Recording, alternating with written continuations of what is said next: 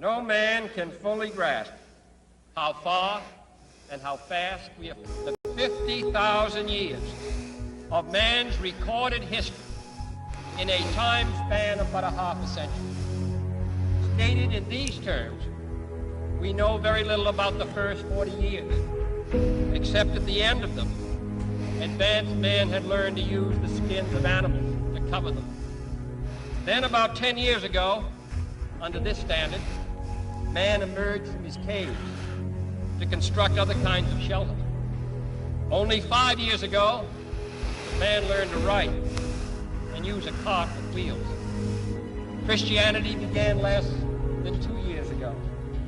The printing press came this year.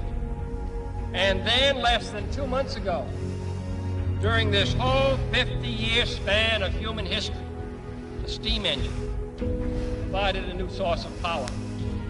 Newton explored the meaning of gravity. Last month, electric lights and telephones and automobiles and airplanes became available. Only last week, we developed penicillin and television and nuclear power.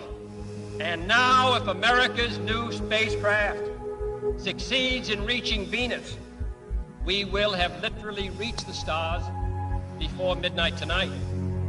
This is a breathtaking pace, and such a pace cannot help but create new ills as it dispels old. New ignorance, new problems, new dangers. Surely the opening vistas of space promise high costs and hardships, as well as high reward. So it is not surprising that some would have us stay where we are a little longer, to rest, to wait. But this city of Houston, this state of Texas, this country of the United States was not built by those who waited and rested and wished to look behind them.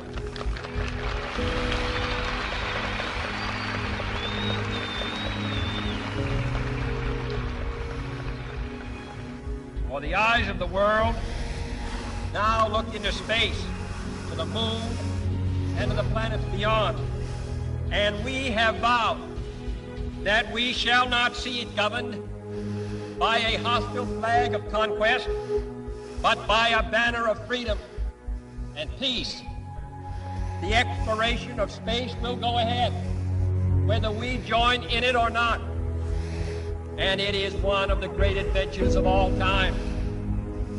Those who came before us made certain that this country rode the first waves of the Industrial Revolution, the first waves of modern invention, and the first wave of nuclear power. And this generation does not intend to founder in the backwash of the coming age of space. We mean to be a part of it. We mean to lead it. Its hazards are hostile to us all. Its conquest deserves the best of all mankind. And its opportunity for peaceful cooperation may never come again. But why, some say, the moon? Why choose this as our goal? And they may well ask, why climb the highest mountain?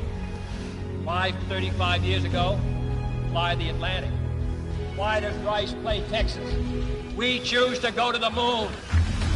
We choose to go to the moon.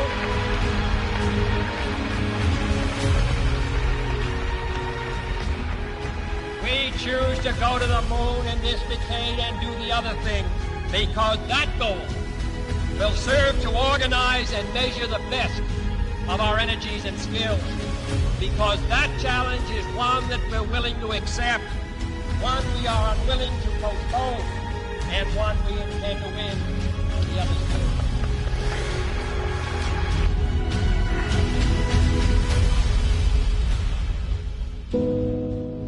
Houston, Tranquility Base here. The Eagle has landed. Roger, Tranquility. We copy you on the ground. You got a bunch of guys about to turn blue. We're breathing again. Thanks a lot.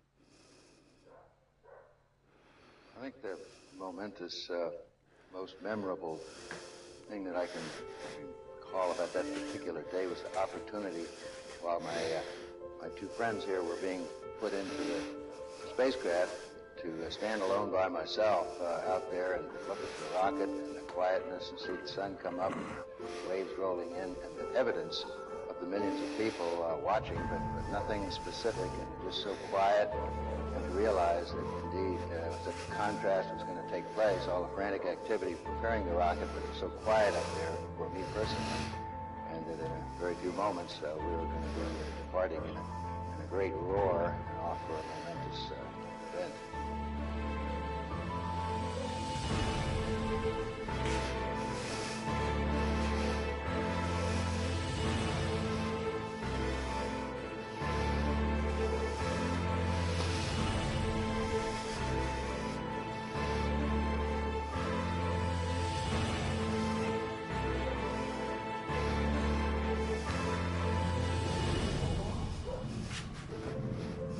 I thought we had a 90% chance of getting back safely to Earth on that flight, but only a 50-50 chance of making a successful landing on the first attempt. There's so many unknowns in that descending from lunar orbit down to the surface that had not been demonstrated yet by testing. It's a risk-reward equation, and you're able to accept a level of risk so long as it's commensurate with the reward that you will get by achieving the goal that you're after.